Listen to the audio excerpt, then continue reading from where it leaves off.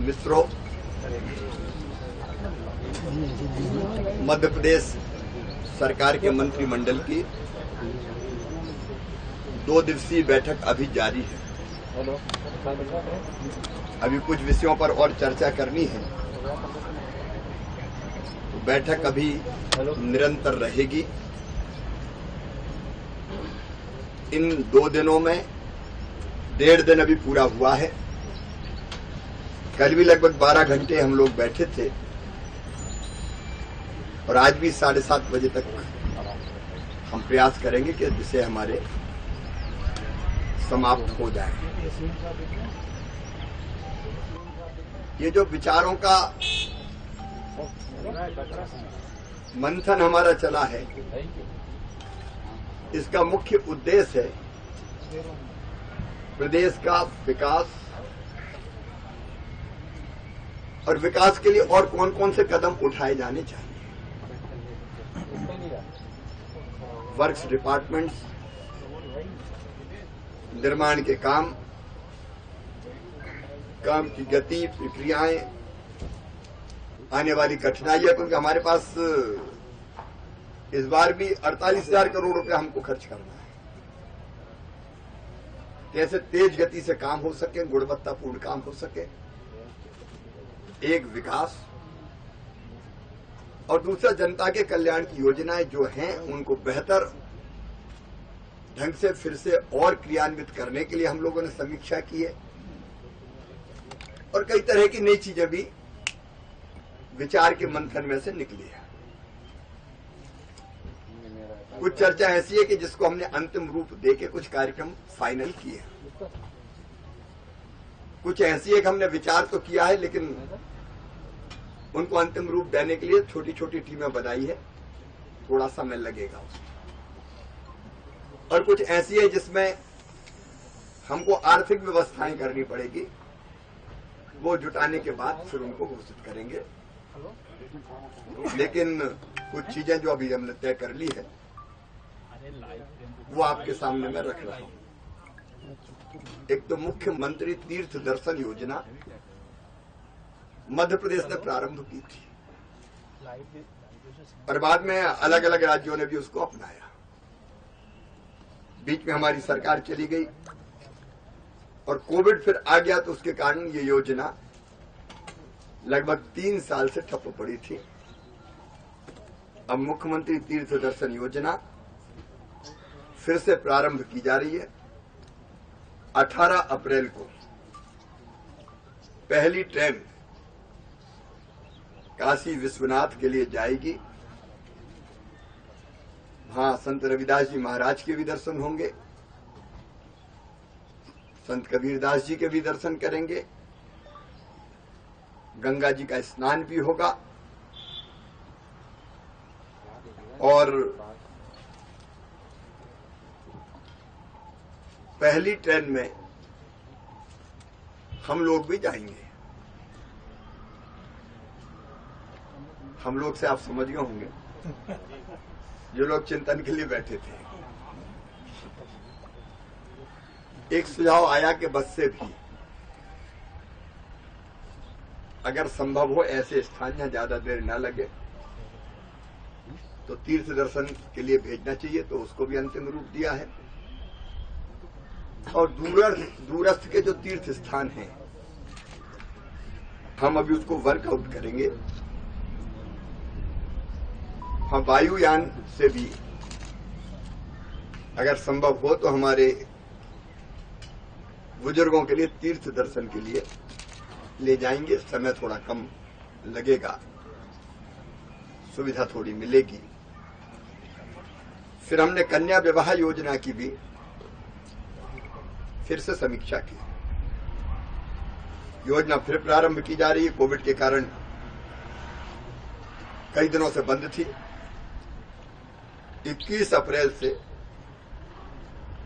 कन्या विवाह फिर से प्रारंभ किए जाएंगे, नए स्वरूप में प्रारंभ किए जाएंगे। पहले 2 विभाग अलग अलग योजना के लिए राशि देते थे, अब उसको एकीकृत कर रहे हैं। आयोजन की जो राशि थी पे बढ़ा के उसको 55,000 रुपए किया जा रहा है और प्रतिवर्ष आयोजित होने वाले समारोहों का विकास खंड के स्तर पर पहले से तिथि तय की जाएगी, प्रचार प्रसार किया जाएगा। अलग से इंडिविजुअल विवाह नहीं होगा, इसमें सामूहिक विवाह ही होगा और सामाजिक न्याय विभाग इन कार्यक्रमों को आयोजित करेगा। प्रयास ये होगा कि समाज भी इससे जुड़े, जनप्रतिनिधि जुड़ के और समाज से भी जुड़ के आयोजन करें। लाडली लक्ष्मी योजना मध्य प्रदेश की ऐसी योजना है, कन्या विवाह भी मध्य प्रदेश में प्रारंभ हुई, बाद में दूसरे प्रदेशों में गई। लाडली लक्ष्मी योजना मध्य प्रदेश की ऐसी योजना है जो हमने प्रारंभ की थी और बाद में किसी न किसी रूप में उसको देश के लगभग हर राज्य ने अपनाया। अब मेरी 43 लाख लाडली लक्ष्मी बेटियां आज मध्य प्रदेश में है। जिन बेटियों को गोद में लेके मैंने लाडली लक्ष्मी के प्रमाण पत्र वितरित किए थे, वो कोई 12वीं में पढ़ रही है, कोई कॉलेज में जा रही है और मामा मामा कह के जब संबोधित करती है तो मुझे लगता है जैसे मेरा जीवन सफल हो रहा। अब लाडली लक्ष्मी योजना का दूसरा, उसके साथ और कुछ चीजें हम जोड़ रहे हैं। लाडली लक्ष्मी 2 उसका शुभारंभ 2 मई को कर रहे हैं। 2 मई को हर साल लाडली लक्ष्मी दिवस मनाया जाएगा और 2 मई से लगा के 11 मई तक लाडली लक्ष्मी उत्सव पूरे प्रदेश में आयोजित किया जाएगा और ये उत्सव विलाक स्तर पर आयोजित किए जाएंगे। लाडली लक्ष्मी बेटियों को उच्च शिक्षा के लिए, स्वावलंबन के लिए और उनके आर्थिक सशक्तिकरण के लिए कुछ और कदम उठाए जाएंगे। चर्चा हुई है जिसका अनाउंस हम 2 मई को करेंगे जब लाडली लक्ष्मी दिवस होगा। कोशिश ये है कि लाडली लक्ष्मी बेटियां बहुत ऊंचे स्थान पर पहुंचे, उनके रास्ते में कोई बाधा ना रहे, उनका शैक्षणिक आर्थिक सशक्तिकरण भी हो, इसका प्रयास किया जाएगा। हर गांव में लाडली लक्ष्मी क्लब गठित किए जाएंगे और लाडलियों और उनकी माताओं को स्वयं सहायता समूह से भी जोड़ा जाएगा। कल राशन के बारे में प्रधानमंत्री जी ने एक बहुत महत्वपूर्ण फैसला किया कि गरीब कल्याण योजना अभी 6 माह और जारी रखी जाएगी। मतलब निःशुल्क राशन 5 किलो गरीब कल्याण योजना के अंतर्गत दिया जाएगा। प्रधानमंत्री गरीब कल्याण योजना और उसके साथ मुख्यमंत्री के नाम से भी पहले से आप जानते हैं योजना चलती है, मुख्यमंत्री अन्नपूर्णा योजना। तो दोनों का मिला के 10 किलो अनाज प्रति माह प्रति व्यक्ति, मतलब 5 का परिवार है तो 50 किलो अन्न मिलेगा ही। तो ये योजना को और ढंग से क्रियान्वित करने के लिए हम ये सुनिश्चित करेंगे कि प्रत्येक राशन की दुकान पर एक विक्रेता हो। अभी एक सेल्समैन के पास एक से अधिक दुकानें भी हैं। कुछ जगह उपभोक्ता संघ हैं, उनका भी पूरी तरह से परीक्षण किया जाएगा। एक के पास जब एक ही दुकान रहेगी तो राशन की दुकानों को बहुउद्देशीय बनाया जाएगा ताकि वो लाभकारी भी हो सके। इन दुकानों पर common service centre, MP online vendor, business correspondence, बिजली बिल इत्यादि की सुविधाएं भी दी जाएगी और इसके साथ वो चाहेंगे तो और भी वस्तुएं बेचने के लिए राशन छोड़ के रख सकेंगे ताकि राशन की दुकान उसकी प्रॉफिट में ठीक से चले। और 7 अप्रैल को फिर से अन्न उत्सव मनाया जाएगा। हर एक राशन की दुकानों पर यह कार्यक्रम होगा। सीएम राय स्कूल शिक्षा के क्षेत्र में एक बहुत क्रांतिकारी कदम है। अभी सीएम राज स्कूल के भवन बनने में समय लगेगा, क्योंकि जिस स्तर के भवन बनने हैं वहां 24 करोड़ रुपया के लगभग लागत आएगी। इनमें library, lab, playground, smart class सबकी व्यवस्था है। इसमें अभी समय लगेगा, भवन बनने में पैसा स्वीकृत है। जून से भवन बनना प्रारंभ होंगे, लेकिन तब तक हमने सोचा है कि जहां जहां भवन की उपलब्धता हो, एकदम ऐसी स्मार्ट क्लास नहीं बन पाएगी, लेकिन हम उस योजना को लेट ना करें।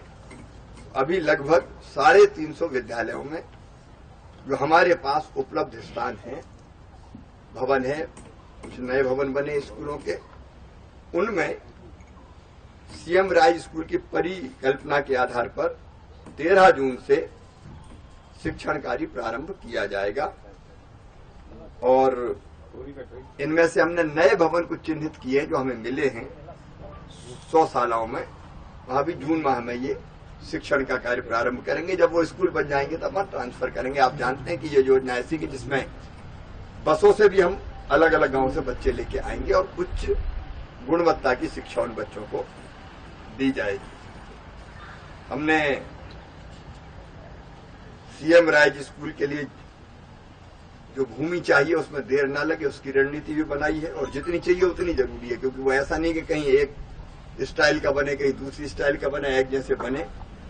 तो इसलिए तय किया है कि जहां जरूरत होगी जमीन अधिग्रहित भी कर ली जाएगी, और शिक्षकों को नियमित न केवल ट्रेनिंग दी जाएगी बल्कि उनके काम के आधार पर उनका ऑडिट भी किया जाएगा। परफॉर्मेंस ऑडिट वो होगा, और परीक्षा परिणामों के आधार पर उनका सतत मूल्यांकन किया जाएगा। एक फैसला हमने और किया है कि शहरों में लगभग 25,000 की आबादी पर एक मुख्यमंत्री संजीवनी क्लिनिक खोला जाएगा।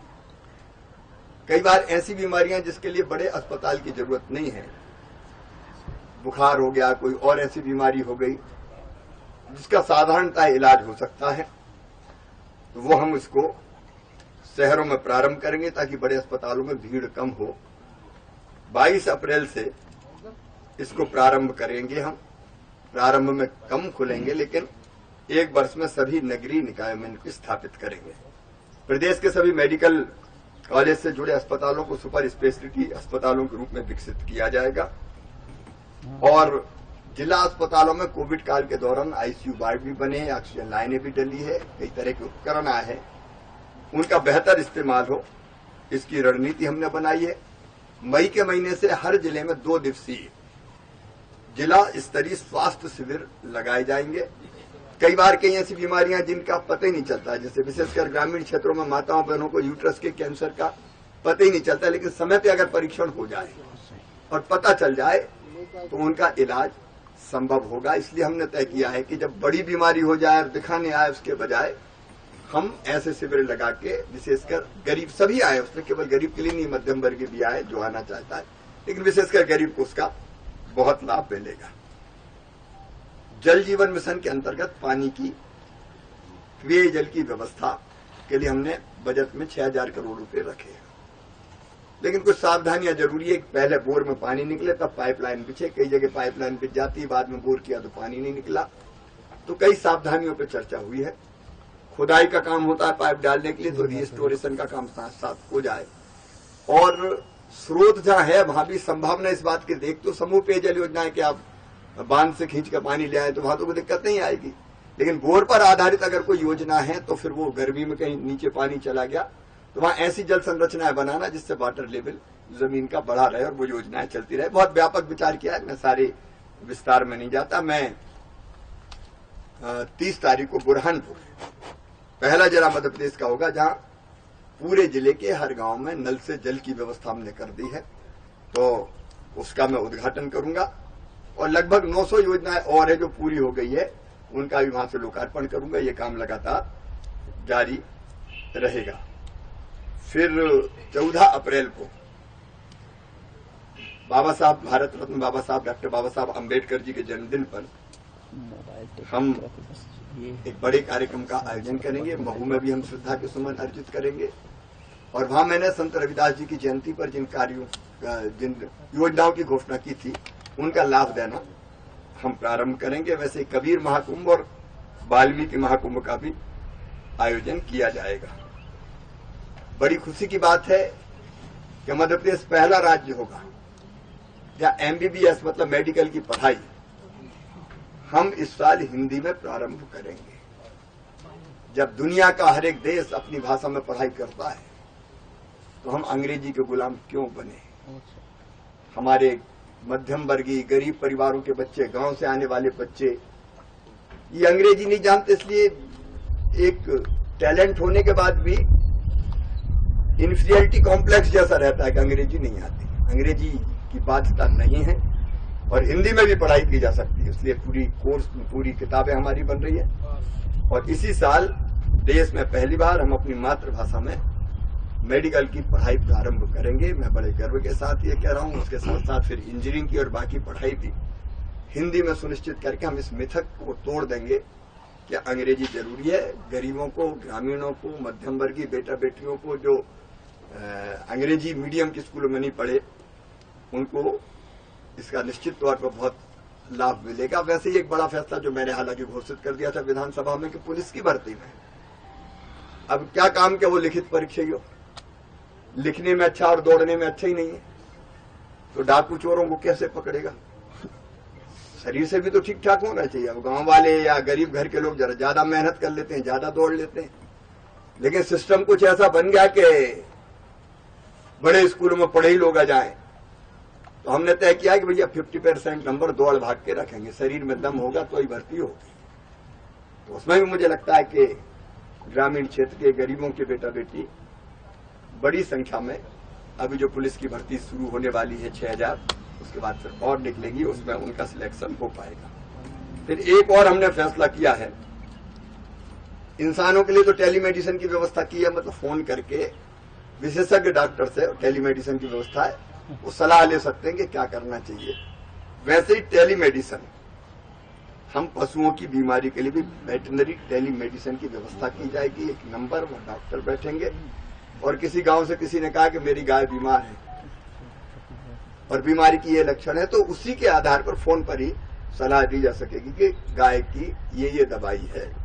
और वैसे ही हमने तय किया है कि फसलों की बीमारी के लिए भी अगर फसल में कोई बीमारी लगी तो टेलीफोन विशेषज्ञ बिठाएंगे कृषि विज्ञान केंद्र पे और वहां फोन करके वो बताएंगे कि फसल में ये बीमारी पत्ती ऐसी हो गई, तो फोन पे ही उनको एडवाइज किया जाएगा। तो टेलीमेडिसिन इंसान के लिए भी, पशुओं के लिए भी और फसलों के लिए भी, तीनों के लिए लागू करने की योजना हमने बनाई है। एक और विशेष बात, मध्य प्रदेश में स्कूली शिक्षा में देश में पहली बार कक्षा 8 से आर्टिफिशियल इंटेलिजेंस की पढ़ाई प्रारंभ की जाएगी। 240 घंटों का पाठ्यक्रम लागू किया जाएगा। ये भी देश में पहली बार होगा और हम अपने सरकारी स्कूलों में पढ़ाएंगे। जलाभिषेक अभियान मतलब पानी बचाने का अभियान। वर्षा जल को हमको संचित करके रखना है ताकि भूजल का स्तर बढ़े, इसलिए चेक डैम, स्टाफ डैम, बोरी बंधान, पुराने तालाबों का जीर्णोद्धार, नए तालाबों का निर्माण, ये 11 अप्रैल से जलाभिषेक अभियान के रूप में प्रारंभ किया जाएगा। मध्य प्रदेश राज्य परिवहन निगम बंद होने के बाद कई जगह से ये फीडबैक मिला कि कठिनाइयां कई तरह आती है ग्रामीण परिवहन में विशेष रूप से, इसलिए अगले महीने हम ग्रामीण परिवहन की नीति लाएंगे जिससे ग्रामीण क्षेत्र में भी बसें चला के लोगों को आवागमन की ठीक से सुविधाएं हम दे पाए। 1 जून से मध्य प्रदेश की धरती पर 1 जून 2022 से साइबर तहसील की स्थापना कर दी जाएगी। साइबर तहसील मतलब आपको तहसील में जाना नहीं है। अगर किसी ने जमीन खरीदी, रजिस्ट्री करवाई, तो वो रजिस्ट्री जैसे दर्ज हुई ऑटोमेटिकली साइबर तहसील में पहुंच जाएगी। साइबर तहसील से तहसीलदार को वो भेजेंगे, तहसीलदार फॉर्मेलिटीज पूरी करके और फिर साइबर तहसील में भेज देंगे, तो वहीं वो दर्ज हो जाएगी कि ये नामांतरण हो गया। नहीं, नामांतरण के लिए चक्कर लगाने पड़ते हैं, तो इसमें किसी को जाना ही नहीं पड़ेगा, तहसील घर बैठे हो जाएगी। अविवादित मामलों में होगा, विवाद अगर कहीं है तो फिर सुनवाई करनी पड़ेगी, वो अलग बात है। फिर सहकारिता के माध्यम से रोजगार देने के लिए अलग अलग सेक्टर, परिवहन, सूचना प्रौद्योगिकी, उद्योग, सेवा क्षेत्र उनके महासंघ गठित हो रहे, उनको भी तेजी से आगे बढ़ाने का हमने फैसला किया ताकि रोजगार के अवसरों को हम और बढ़ा सके। टूरिज्म के माध्यम से रोजगार बढ़ाने पे भी काफी चर्चा हुई है। फिर देश में पहली एकीकृत नवकरणीय ऊर्जा नीति। एकीकृत नवकरणीय ऊर्जा नीति मतलब 3 चीजों से, आपके जल से, हवा से और सूरज से, 3 चीजों से बिजली बनती है। रिन्यूएबल एनर्जी जिसको हम कहते हैं, जो क्लीन एनर्जी के नाम पे भी जानी जाती है, इसकी हम नीति बना रहे हैं।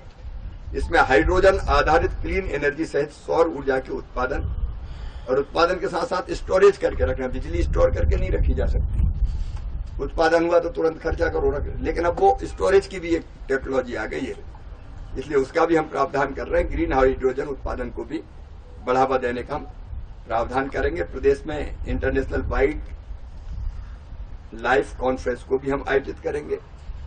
युवाओं को मध्य प्रदेश की सीमाओं पर भेज के उनमें देशभक्ति का भाव जगाने के लिए मां तुझे प्रणाम योजना जो हम पहले चलाते थे, गांव की माटी लेके सीमा पे जाएंगे, सैनिकों से मिलेंगे, वहां की माटी लेके फिर गांव में आएंगे, भारत माता की जय वंदे मातरम का उद्घोष करते हुए उनके हृदय में देशभक्ति की भावना जगेगी। इस योजना को भी हमने प्रारंभ करने का फैसला किया है।